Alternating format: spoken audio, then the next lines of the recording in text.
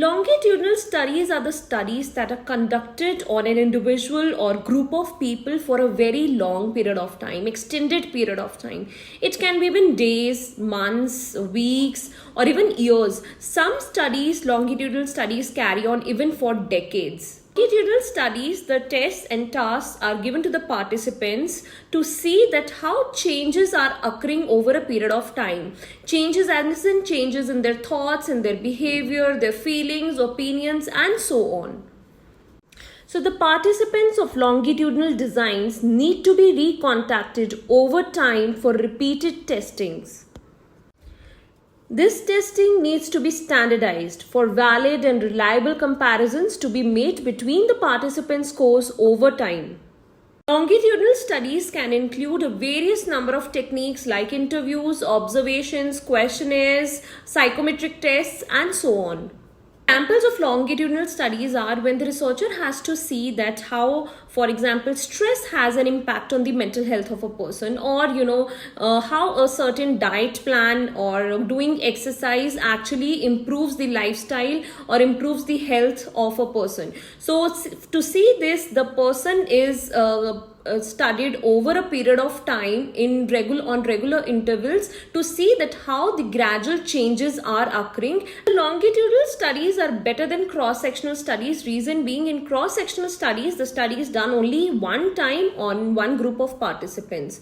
So maybe every time we replicate the study, then participants that we use in one study can change, and this can lead to individual differences.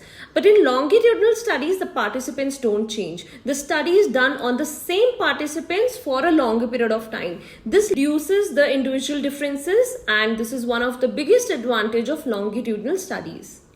The advantage of longitudinal studies is that these studies are very helpful when we have to see something for a very longer period of time, which is not at all possible in just one single test or one single data collection method.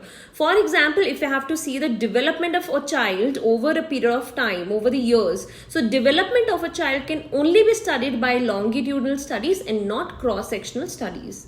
Disadvantage of longitudinal study is attrition. Attrition means when the participants decide to drop out of the study, they don't want to take part in the study anymore, or they shift from their place and they are no more in contact with the researcher. So researcher is not able to contact the individual or the participant when there is a problem, there is a break between the longitudinal study. So that is a disadvantage here. Longitudinal studies may have lack of temporal validity. That means that when the research started, maybe it had a high importance or relevance.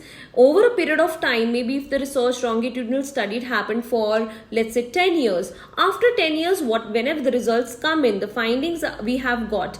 But the problem is that now these findings are not relevant to our society anymore. For example, as a researcher, I started doing a study where I wanted to see the effect of Telegram on the connection of people in the world. So how Telegram is connecting people in the world. Meanwhile, while I was doing my study, mobile phone came in. So because it became a digital era, mobile phones came in. Now this Telegram is no more relevant that much as it was 10 years back. So till the time my study came out, the results of the study came out, this whole study was not relevant to our society anymore.